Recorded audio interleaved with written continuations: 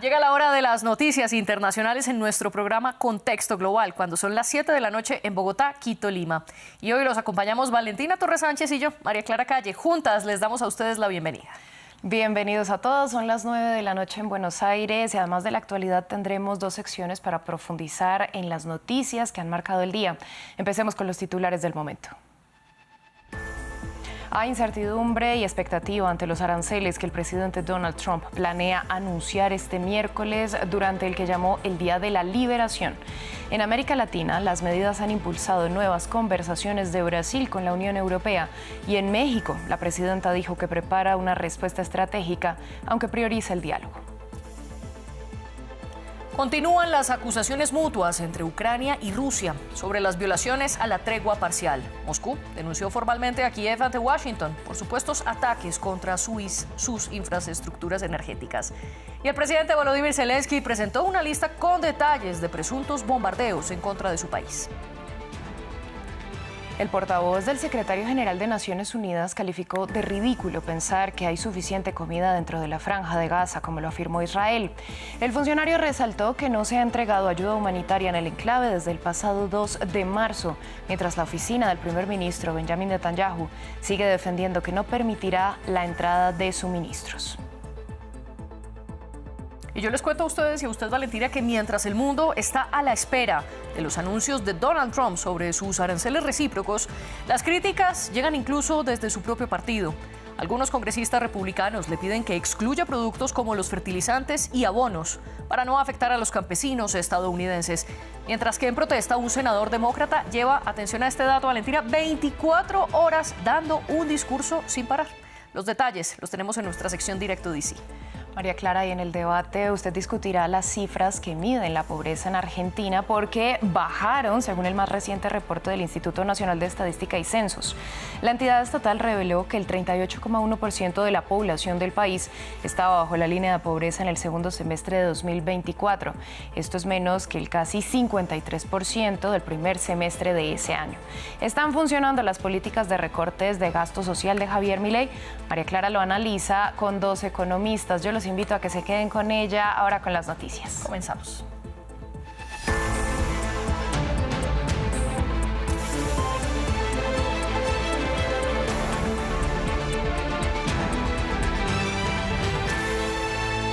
Ya lo decíamos antes, el mundo se prepara para este miércoles. Ese día el presidente Donald Trump anunciará los aranceles recíprocos y entrarán en vigor otras de las tarifas que ha prometido antes. Él lo llama el Día de la Liberación, pero analistas estiman que podría alterar el comercio global. En América Latina, los gobiernos se preparan para posibles afectaciones, mientras buscan medidas de salvataje, como diversificar sus mercados. Martín Gripo nos explica. Las horas corren y el denominado Día de la Liberación se acerca. La previa del anuncio de aranceles por parte de Estados Unidos está marcada por el nerviosismo internacional. Y es que estas medidas podrían modificar la economía global. Donald Trump anunció que este 2 de abril serán grabadas las importaciones de países que tienen impuestos a productos estadounidenses. Y aunque no se conocen los detalles de la medida, en América Latina la incertidumbre se hace notar. México, principal socio comercial de Estados Unidos, insiste en el diálogo. No creemos en el ojo por ojo, diente por diente. Porque eso siempre lleva a una mala situación. Por supuesto que se toman medidas, porque se toman medidas del otro lado. Pero tiene que continuar el diálogo. No es un asunto de me pusiste, te pongo, sino de qué es lo mejor para México y cómo afrontar esta situación. En Brasil, otra de las potencias económicas de América Latina, se esperanzan en el acuerdo Unión Europea-Mercosur, un tratado de libre comercio que elimina alrededor del 90% de los aranceles de productos que se comercialicen entre ambos bloques de países durante 10 años. O presidente Lula pessoalmente lideró las negociaciones.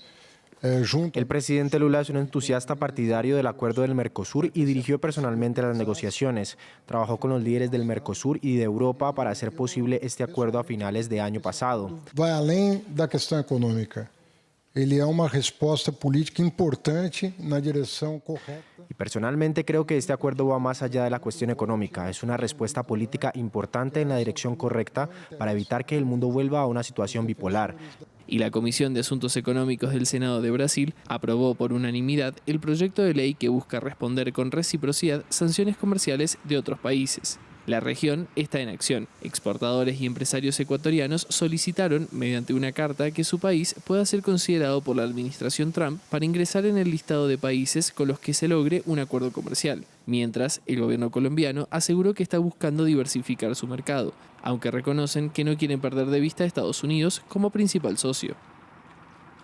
Y del otro lado del Atlántico, una vez más, los líderes de la Unión Europea se mostraron dispuestos a tomar medidas que calificaron de enérgicas ante los impuestos que puedan afectar la economía del bloque. Así se pronunció la presidenta de la Comisión Europea, Ursula von der Leyen. Now to the first point. Ahora el primer punto. Nuestra respuesta inmediata a los aranceles es unidad y determinación. Ya he estado en contacto con nuestros jefes de Estado y de Gobierno para hablar sobre los próximos pasos.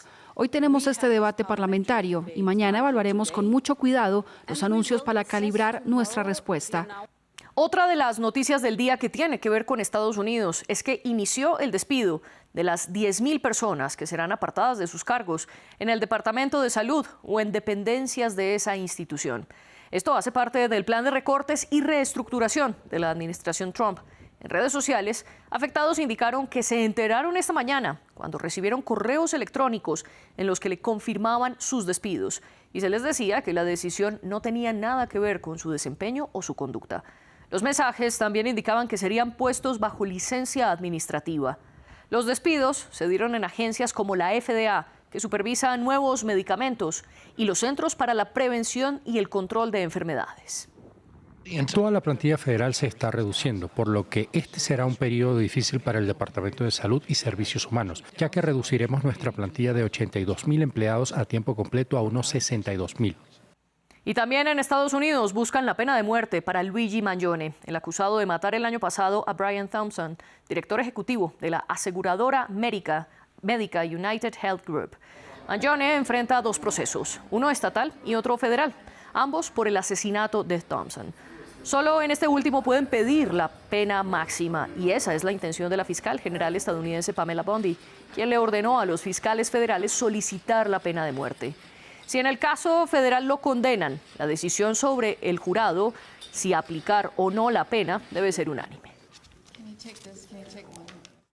Cambiamos de noticia. Rusia y Ucrania se acusan mutuamente de violar la tregua limitada. Hace una semana la pactaron con la mediación de Estados Unidos y acordaron no atacar infraestructuras energéticas. Moscú afirma que la lista de ataques la compartieron con Washington y Kiev alega que sus estructuras fueron atacadas con misiles. El acuerdo, sin embargo, todavía no se ha hecho formal y tampoco es claro desde cuándo comienza o si ya comenzó. El informe lo tiene Juan Pupiales. Una tregua en el aire. Jersón, al sur de Ucrania, punto clave de la invasión rusa. Las autoridades de Ucrania denuncian que la región viene sufriendo apagones de luz en los últimos días tras presuntos ataques del Kremlin sobre la infraestructura energética. El último golpe llegó este mismo martes. De acuerdo con la Cancillería de Kiev, decenas de miles estuvieron temporalmente sin suministro eléctrico. Pero las acusaciones son mutuas. El ministro de Exteriores de Rusia, Sergei Lavrov, aseguró que Ucrania viola los acuerdos y que desde Moscú ya compartieron sus señalamientos ante Estados Unidos, país mediador en esta tregua energética sin estatus oficial.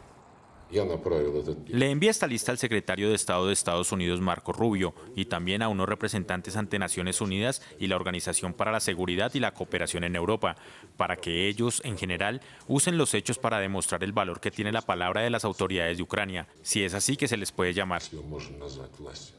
El presidente ucraniano Volodymyr Zelensky también recurrió a la Unión Americana para realizar su respectiva denuncia. Transmitimos información sobre la violación de los acuerdos de Rusia con ataques sobre la infraestructura energética con misiles. Transmitimos esta información a Estados Unidos y vemos que Estados Unidos está comenzando a entender esto poco a poco. Aunque en los últimos días el presidente de Estados Unidos, Donald Trump, ha criticado la reticencia tanto de Putin como de Zelensky, en Washington se mantienen en la ruta hacia el acuerdo. Esto dijo la secretaria de prensa de la Casa Blanca sobre el sentir del mandatario respecto al conflicto.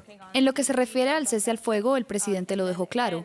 Es lo que él quiere ver entre Rusia y Ucrania y su equipo está trabajando de manera comprometida día a día. Desde la Casa Blanca también dieron a conocer que Trump se siente frustrado frente a Putin y Zelensky.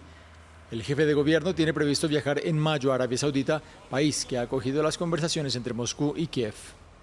Ahora hablamos de la guerra en Gaza. El portavoz del secretario general de Naciones Unidas calificó de ridículas las afirmaciones de Israel, en las que indican que en la franja hay suficiente comida para abastecer a los residentes.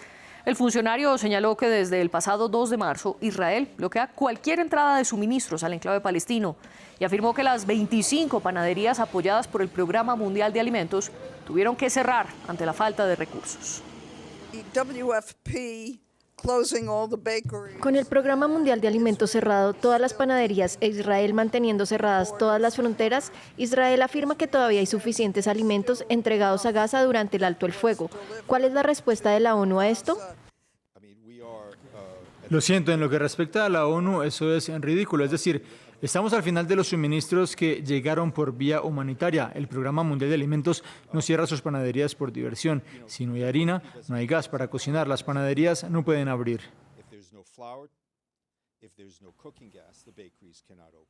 El ministro de Defensa de Ecuador, Giancarlo Lofredo, confirmó la mañana de este martes en una entrevista que el gobierno de Daniel Noboa planea construir varias instalaciones militares bajo un acuerdo de cooperación internacional.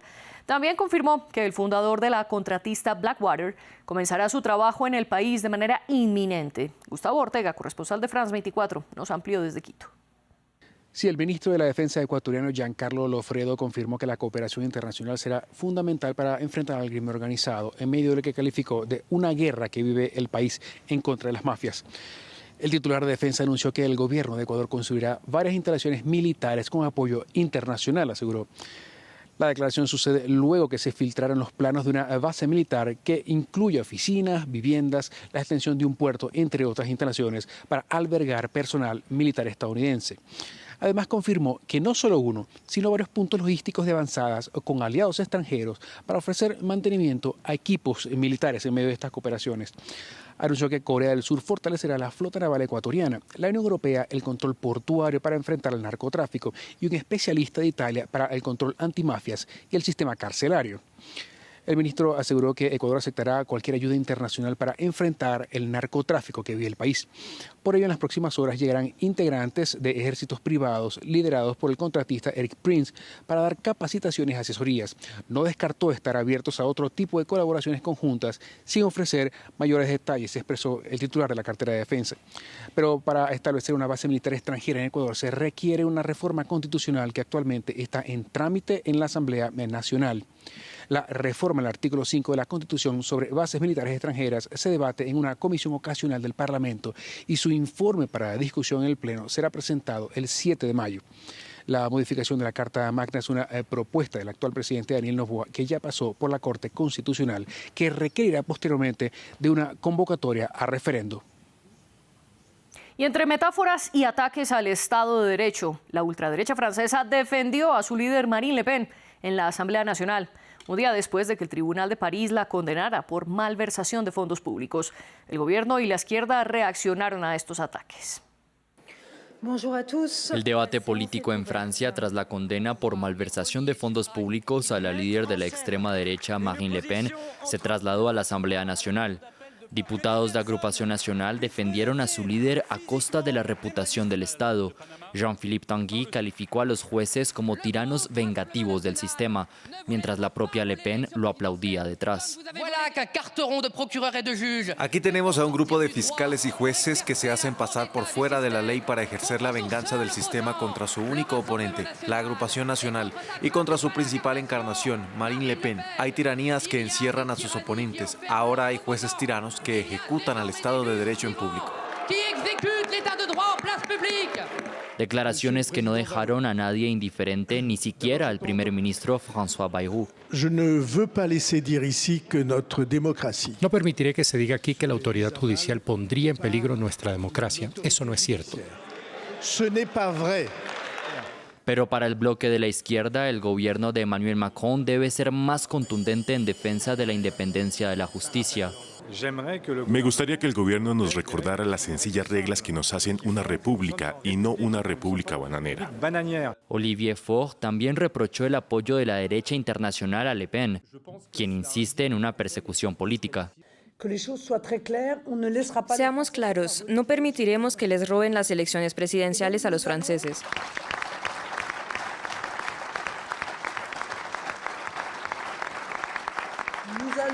Por eso nos defenderemos. Utilizaremos todos los medios a nuestro alcance para que el pueblo francés elija a su futuro líder. Y ganaremos.